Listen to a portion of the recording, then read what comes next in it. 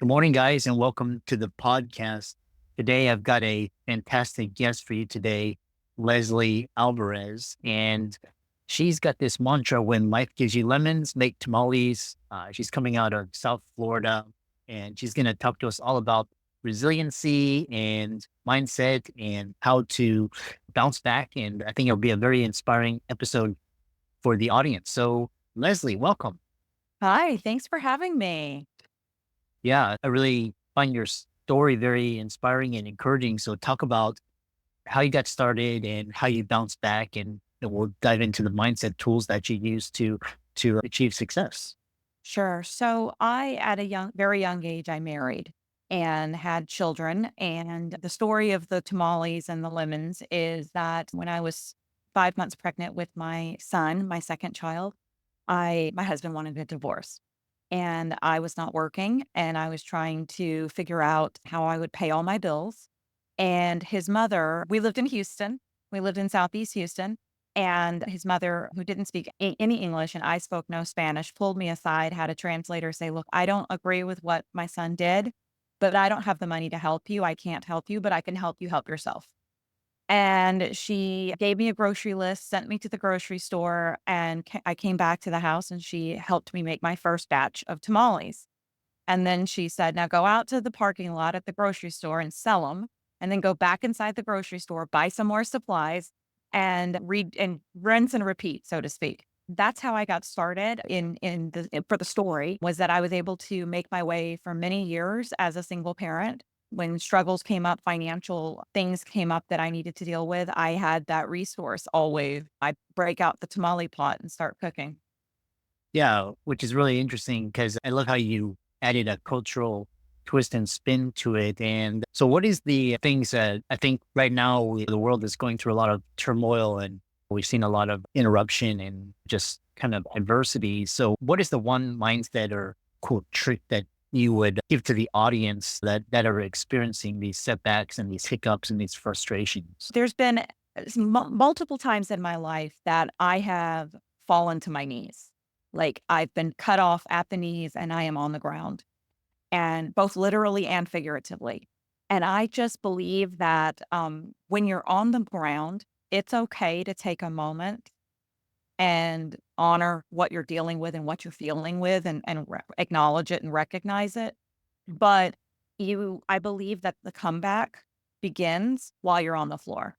While you're on the floor, you start plotting for how you're going to overcome this and put together your master plan, so to speak. So I don't believe that you can just sit on that floor and feel sorry for yourself. I think you've got to start making your comeback plan in the midst of the chaos that you're dealing with. Yeah, I really love that. So, talk about this idea of basically it's how you view things, and especially with really a lot of turmoil such as the ones you faced. Discuss how the symbolism, and you talk about selling tamales as symbolic of your entrepreneurial journey. How does this experience shape your mindset toward business and survival? It just reminds me that I can survive and overcome anything, right? If you're at your absolute lowest and you overcame it, then you know what? You can push forward. You always know that. And you have to keep in your mind all those wins that you've constantly overcome every day that you've overcome. I mean, I think there's a saying to something to the degree of as of today, you've overcome your worst day, right? And so you have to remind yourself of that constantly, that you did push forward, that you did overcome some really and get through some really tough, challenging times, so that when the next challenge hits, it's not doesn't make it less difficult to deal with, but it makes it easier for you to recognize that you know you're going to get through it. The other of another follow-up question that that I'm very curious about is, for example, there's a popular phrase in saying, everybody has a plan until they get punched in the face. And one thing that's really interesting that I found is I've got a plan, and then all of a sudden, you're geared towards, for example, like New Year's, you got New Year's resolution, or you want to try this like new diet or exercise or sleep regime, and you're doing great, and all of a sudden you're into it, and then all of a sudden you get bad news, like something with your company or family or this. And so after that, it's like kind of blows the wind out of your sail. How do you find motivation? Because sometimes when that happens, it's like you're on it, but then all of a sudden you get set back, you have a pandemic, or you've got a war, or you've got inflation. How do you find that motivation? Yeah, I know. And sometimes the list of things that are so long itself will demotivate you, right? It's not that you're having a bad day. It's just that you've got such a long list of things to do as an entrepreneur that you just are like, I have no motivation. I just want to go back to bed. I'm tired just looking at my list of things to do. Yeah. But I think fundamentally, again, I think that you surround yourself with positive people who are going to help to remind you of everything that you've already overcome to this point. And they can certainly help to be your biggest cheerleader to bring you out of those dumps when you get in those dumps. If you're not capable of pulling yourself out sometimes. But I also believe that there's always a time to go get some ice cream and just take a moment. Nothing seems quite as bad after you've had a Dairy Queen dipped cone. You just sit there and enjoy your dipped cone, and at the end of that, you're like, "Okay, here I am. Let's go again. Let's start chopping off at what needs to get done." Because there's no end to it. We all say, "It's gonna get better after this week, my schedule, my this, my that, and it's gonna be better after next month. If I can just get through one more month." Look, there's always gonna be a challenge. It's never gonna go away. And it seems that the challenges get more and more and more challenging as they progress through your life. And so I'm a firm believer that every challenge has given you the skill set and the ability to grow and move so that you can accomplish and move forward through the next challenge. And so that you build upon those challenges for your resiliency. Really beautifully said. And the other question, another follow up question I have is talk about the power of perspective and perception. Because one thing I've learned by talking to a lot of successful entrepreneurs, such as yourself, is we've got one with a growth mindset, and one with a kind of fixed mindset, and one kind of open a possibility. And you take two events or stimuli or information, one of them is going to interpret it one way and the other is going to interpret it another way. And so talk about when you face these things like a divorce or a loss or a financial setback, that's a really powerful negative stimulus. And how talk about the power of perception. How do you find like the how do you get mental emotional leverage on that negativity to turn it into something positive? One, I know when I was younger and that divorce happened, I didn't have much of a choice because I was just, at that point, I was now a single parent. I had two young children. So they were great motivation for me to keep pushing forward for many years. But again, it's setting yourself a goal and not losing sight of it. And like they have everybody nowadays, it's cool to have vision boards and things like that so that it keeps reminding you of what the purpose is so that you don't forget the end game, because the challenges can definitely overcome you and make you and start to block out the end game, and you forget that sometimes, and you can get boggled down in the stress of the day to day.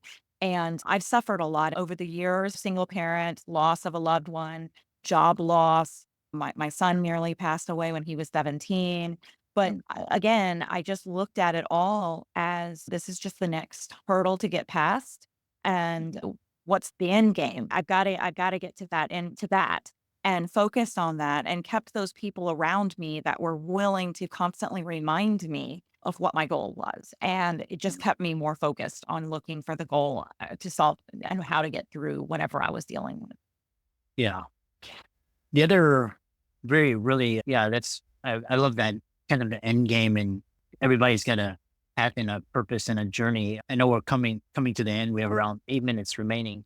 And so one thing I was always fascinated by is these successful entrepreneurs. And it seems like a lot of people that are extremely successful in their business or their careers, it's almost I don't want to say black cloud or bad luck, but if you hear some of their stories, it's almost like it's like, I don't know if life is testing you or preparing, but talk about like this because I know some people they've got a very superficially successful life and they haven't gone through much turmoil. And then there's people that have gone through like horrible things and have a deeper resolve. Is there such thing as bad luck or black cloud, or is that just the universe preparing somebody for what's coming?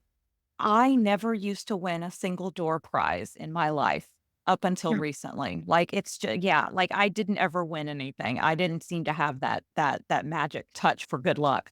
And that was literally and door prizes and raffles and things like that. But yeah, I did seem like everything just kept getting thrown at me. And it did feel like sometimes the universe was working against me. And I think that some of that is we are our own magnet. We have our own magnetism. And sometimes when we have, when we look for negativity and we look for bad things to happen, they do Mhm, often find us. Everyone can have the negativity and the bad luck per se if mhm, they're looking for it. But if we start to put a better mindset to our minds and looking more for positive support, and again, surrounding ourselves with the right people who also think very positively, you'll often find that even though there's challenges that still get thrown in your way and they are massive, you just have a better mindset. And I think that's what comes back to when I'm on the floor and something's happening. I don't get lost in the negativity of that incident, whatever is happening at the time. I'm focused on, okay, I'm feeling this. Somebody passed away. I'm upset, but I know I'm going to get past this and I know there's going to be a new day. And I know that the next day is coming and it's going to bring me great things. And I just don't try to get tied up in that negativity. And I think a lot of it is a mental thing. We attract what we think. interesting. Yeah, yeah, I've heard so many stories. It's almost the other thing is a follow-up question is in this kind of they talk about the journey is lonely or it's lonely at the top. And a lot of people, they face setbacks, and a lot of times they feel like it's just them or it's talk about your work, how you help. You're trying to bring awareness that nobody is alone and you're trying to involve community and create support. So talk about this idea of you're not alone because a lot of people think, oh, this is just happening to me when I have nobody to turn to. I think that's exactly it. I happen to be a very open and transparent person. I'm willing to talk about my struggles. I'm willing to talk about my challenges, even while I'm in the thick of them. And a lot of people don't do that. A lot of people keep things to themselves.